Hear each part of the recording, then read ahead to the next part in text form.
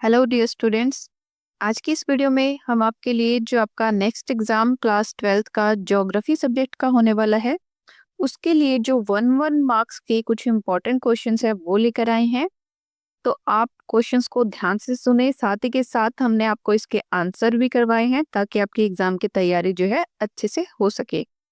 और इससे पहले जो है हम इसका सैंपल पेपर जो है वो अपलोड कर चुके हैं, तो आप उस वीडियो को भी जरूर देखिए ताकि आपको पेपर का पैटर्न जो है वो समझ आ सके। तो चलिए शुरू करते हैं वीडियो को। पहला क्वेश्चन है, विश्व में सबसे अधिक जनसंख्या वाला देश कौन सा है? तो विश्व के अंदर सबसे अधिक जनसंख्या वाला देश अब भारत है।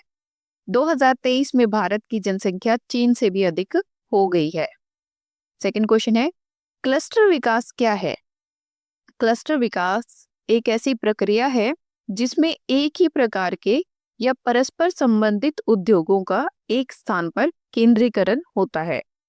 थर्ड क्वेश्चन, भारत में सबसे अधिक जनसंख्या वाला राज्य कौन सा है? तो भारत में सबसे अधिक जनसंख्या वाला राज्य है उत्तर प्रदेश। भारत में सबसे बड़ा सॉफ्टवेयर टेक्नोलॉजी पार्क कहाँ स्थित है? तो भारत के अंदर सबसे बड़ा सॉफ्टवेयर टेक्नोलॉजी पार्क जो है वो बेंगलोर के अंदर स्थित है, जिसे हम इलेक्ट्रॉनिक सिटी भी कहते हैं। हरियाणा में कौन से खनिज पाए जाते हैं? तो हरियाणा में मुख्य रूप से चूना पत्थर, डोलोमाइट, क्वार्ट्ज और फेल्डस्पार पाए जाते हैं। पंचायती राज व्यवस्था के कितने स्तर हैं? पंचायती राज व्यवस्था के 3 स्तर हैं, ग्राम पंचायत, पंचायत समिति और जिला परिषद। गोल्डन क्वाड्रिलेटरल क्या है? ये भारत की एक प्रमुख सड़क परियोजना है जो दिल्ली, मुंबई, चेन्नई और कोलकाता को जोड़ती है। हरित क्रांति के जनक कौन थे? हरित क्रांति के जनक थे डॉक्टर एम.एस. स्वामीनाथन। भारत में प्रथम परमाणु ऊर्जा संयंत्र कहाँ स्थापित किया गया था? तो ये तारापुर, महाराष्ट्र में 1969 में स्थापित किया गया था। हरियाणा के किस जिले में सबसे अधिक वनों का क्षेत्र है? तो पंचकुला के अंदर जो है सबसे अधिक वनों का क्षेत्र है। भारत का सबसे लंबा राष्ट्रीय राजमार्ग कौन सा है? तो राष्ट्रीय राजमार्ग 4444 जो है, यानी कि NH44, NH means national highway 44 जो है वो सबसे लंबा राष्ट्रीय राजमार्ग है जो श्रीनगर से कन्याकुमारी तक जाता है। नगरीकरण क्या है? नगरीकरण वह प्रक्रिया है जिसमें ग्रामीण क्षेत्रों से लोग शहरी क्षेत्रों में स्थानांतरित होते हैं और शहरी जनसंख्या का अनुपात बढ़ता है। नेक्स्ट, जनसंख्या पिरामिड क्या है? जनसंख्या पिरामिड एक आलेख है जो किसी क्षेत्र की जनसंख्या के आयु और लिंग संरचना को दर्शाता है। भारत का सबसे बड़ा चाय उत्पादक राज्य कौन सा है? तो भारत का सबसे बड़ा चाय उत्पादक राज्य है असम। हरित क्रांति का मुख्य उद्देश्य क्या था? हरित क्रांति का मुख्य उद्देश्य खाद्यान्न उत्पादन में आत्मनिर्भरता प्राप्त करना और कृषि उत्पादकता को बढ़ाना। वैश्विक तापमान का क्या अर्थ है? वैश्विक तापन का क्या अर्थ है? पृथ्वी के वायुमंडल और महासागरों के औसत तापमान में दीर्घकालिक वृद्धि, उसे क्या कहते हैं हम? वैश्विक तापन। हरियाणा की सबसे महत्वपूर्ण नदी कौन सी है? तो यमुना नदी जो है वो हरियाणा की सबसे महत्वपूर्ण नदी है। भारत में सबसे अधिक बॉक्साइट का उत्पादन किस राज्य में होता है? तो उड़ीसा के अंदर सबसे अधिक बॉक्साइट का उत्पादन होता है। अंतरराष्ट्रीय तिथि रेखा क्या है? यह 180 डिग्री देशांतर रेखा है जहां से दिनांक में परिवर्तन होता है। भारत में हरित क्रांति का आरंभ कब हुआ? तो 1960 के दशक में भारत में हरित क्रांति का आरंभ हुआ। क्वेश्चन नंबर 21, आर्थिक भूगोल क्या है? आर्थिक भूगोल भूगोल की वह शाखा है जो मानव के आर्थिक क्रियाकलापों और उनके भौगोलिक वितरण का अध्ययन करती है। भारत का सबसे बड़ा सीमेंट उत्पादक राज्य कौन सा है? तो भारत का सबसे बड़ा सीमेंट उत्पादक राज्य है राजस्थान। प्राकृतिक संसाधन किसे कहते हैं? वे संसाधन हैं जो प्रकृति द्वारा प्रदान किए जाते हैं और मानव के लिए उपयोगी होते हैं। जनगणना 2011 के अनुसार भारत की साक्षरता दर कितनी है? तो 2011 के अनुसार भारत की साक्षरता दर है 74.04%। हरियाणा में मोरनी हिल्स कहाँ स्थित है? तो हरियाणा में मोरनी हिल्स पंचकुला जिले में स्थित है। भारत का सबसे बड़ा कॉफी उत्पादक राज्य कौन सा है? भारत का सबसे बड़ा कॉफी उत्पादक राज्य है कर्नाटक। भौगोलिक सूचना प्रणाली यानी कि जीआईएस क्या है?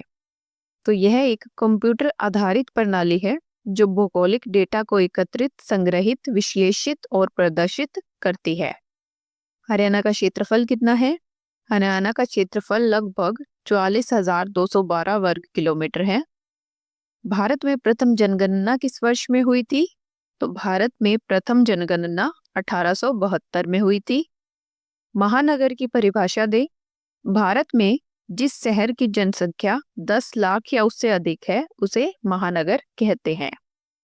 हरियाणा में सबसे अधिक वर्षा वाला क्षेत्र कौन सा है? तो जो शिवालिक की पहाड़ियों का क्षेत्र है पंचकुला के अंदर, वो सबसे अधिक वर्षा वाला क्षेत्र है। अपर्दन क्या है? अपर्दन वह प्रक्रिया है जिसमें पवन, जल, हिम आदि के द्वारा भूमि की मिट्टी और चट्टानें कट जाती हैं। भारत में सबसे लंबी नहर कौन सी है? तो इंदिरा गांधी नहर जो है सबसे लंबी नहर है। टिकाऊ विकास का क्या अर्थ है? ऐसा विकास जो वर्तमान पीढ़ी की आवश्यकताओं को पूरा करे बिना भविष्य की पीढ़ियों की क्षमता को प्रभावित किए। हरियाणा का सबसे बड़ा शहर कौन सा है? तो फरीदाबाद हरियाणा का सबसे बड़ा शहर है। भारत में श्वेत क्रांति किससे संबंधित है? श्वेत क्रांति दुग्ध उत्पादन से संबंधित है। अनुपम भेड़ी संरक्षण स्थल हरियाणा के किस जिले में स्थित है? तो ये हिसार के अंदर स्थित है। भारत का सबसे अधिक जूट उत्पादक राज्य कौन सा है? पश्चिम बंगाल जो है भारत का सबसे अधिक जूट उत्पादक राज्य है। मानव विकास का सूचकांक यानी कि एचडीआई में कौन से 3 मापदंड शामिल हैं? तो एचडीआई के अंदर जो 3 मापदंड है वो है जीवन प्रत्याशा, शिक्षा और प्रति व्यक्ति आय। उष्णकटिबंधीय क्षेत्र कौन से अक्षांशों के मध्य स्थित होता है? तो उष्णकटिबंधीय क्षेत्र कर्क रेखा और मकर रेखा के मध्य में स्थित होता है। भारत में सबसे कम साक्षरता दर वाला राज्य कौन सा है? तो भारत में सबसे कम साक्षरता दर वाला राज्य है बिहार। मृदा संरक्षण क्यों आवश्यक है? कृषि उत्पादकता बनाए रखने और मृदा अपरदन को रोकने के लिए। स्थानांतरित कृषि किसे कहते हैं? वह कृषि पद्धति जिसमें वन क्षेत्र को जलाकर 2-3 वर्षों तक कृषि की जाती है और फिर नए क्षेत्र में स्थानांतरित हो जाते हैं। हरियाणा के दक्षिणी भाग में कौन सी पहाड़ियां स्थित हैं? तो हरियाणा के दक्षिणी भाग में अरावली पहाड़ियां स्थित हैं। हरियाणा में कौन सा रेलवे जंक्शन सबसे महत्वपूर्ण है? तो हरियाणा में अंबाला कैंट जो रेलवे जंक्शन है वो सबसे महत्वपूर्ण है। भारत का सबसे लंबा राष्ट्रीय जल मार्ग कौन सा है? तो राष्ट्रीय जलमार्ग 1 जो है वो सबसे लंबा राष्ट्रीय जलमार्ग है जो कि गंगा नदी पर इलाहाबाद से हल्दिया तक बना हुआ है। भारत में कुल फसली क्षेत्र यानी कि ग्रॉस क्रॉप्ड एरिया का क्या अर्थ है? तो एक कृषि में एक बार या अधिक बार बोई गई कुल भूमि का क्षेत्रफल, वो क्या कहलाता है? कुल फसली क्षेत्र। राष्ट्रीय राजधानी क्षेत्र यानी कि एनसीआर में हरियाणा के कौन से जिले शामिल हैं? तो हरियाणा में गुरुग्राम, फरीदाबाद, सोनीपत, झज्जर, रोहतक, पानीपत, पलवल, रेवाड़ी, महेंद्रगढ़, भिवानी, चरखी दादरी और मेवात शामिल हैं। जनांकिकी क्या है? जनसंख्या के आकार, संरचना और वितरण का वैज्ञानिक अध्ययन जनांकिकी कहलाता है। 2011 की जनगणना के अनुसार हरियाणा की जनसंख्या घनत्व कितना है? तो हरियाणा का जनसंख्या घनत्व 573 व्यक्ति प्रति वर्ग किलोमीटर है। लिंगानुपात का क्या अर्थ है? प्रति 1000 पुरुषों पर महिलाओं की संख्या। जनसंख्या विस्फोट का क्या अर्थ है? जनसंख्या में अत्यधिक तेजी से होने वाली वृद्धि। हरियाणा के किस शहर को ऑटोमोबाइल हब के रूप में जाना जाता है? तो गुरुग्राम शहर को ऑटोमोबाइल हब के रूप में जाना जाता है। भारत के किस राज्य में सॉफ्टवेयर निर्यात सबसे अधिक होता है? कर्नाटक राज्य में सॉफ्टवेयर निर्यात सबसे अधिक होता है। अपशिष्ट प्रबंधन क्यों महत्वपूर्ण है? पर्यावरण प्रदूषण को कम करने और संसाधनों का पुनर्चक्रण करने के लिए। भारत की प्रमुख वन आधारित उद्योग कौन से हैं? कागज, लकड़ी, लाख, रेशम और रबड़ उद्योग। ये उद्योग जो हैं प्रमुख वन आधारित उद्योग हैं। पारिस्थितिकी तंत्र किसे कहते हैं?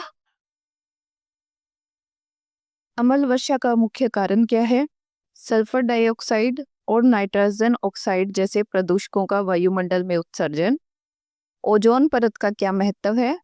सूर्य से आने वाली हानिकारक पराबैंगनी किरणों से पृथ्वी की रक्षा करना। हरियाणा में सुल्तानपुर पक्षी विहार कहाँ स्थित है? गुरुग्राम के अंदर। जैव विविधता से क्या तात्पर्य है? किसी क्षेत्र में पाए जाने वाले जीवों की विविधता और उनके पारिस्थितिक तंत्र की विविधता। तो ये थे कुछ इंपॉर्टेंट क्वेश्चंस आपके ज्योग्राफी सब्जेक्ट के लिए। जो है आप अपने सिलेबस को कवर करें और साथ ही साथ इन क्वेश्चंस को भी अच्छे से देख लें ताकि आपको एग्जाम के अंदर थोड़ी हेल्प मिल सके। तो इसी के साथ हम वीडियो को ख़त्म करते हैं और आप सभी स्टूडेंट्स को ऑल द वेरी बेस्ट। मिलते हैं आपसे नेक्स्ट वीडियो में। तब तक के लिए tata bye bye, thanks for watching.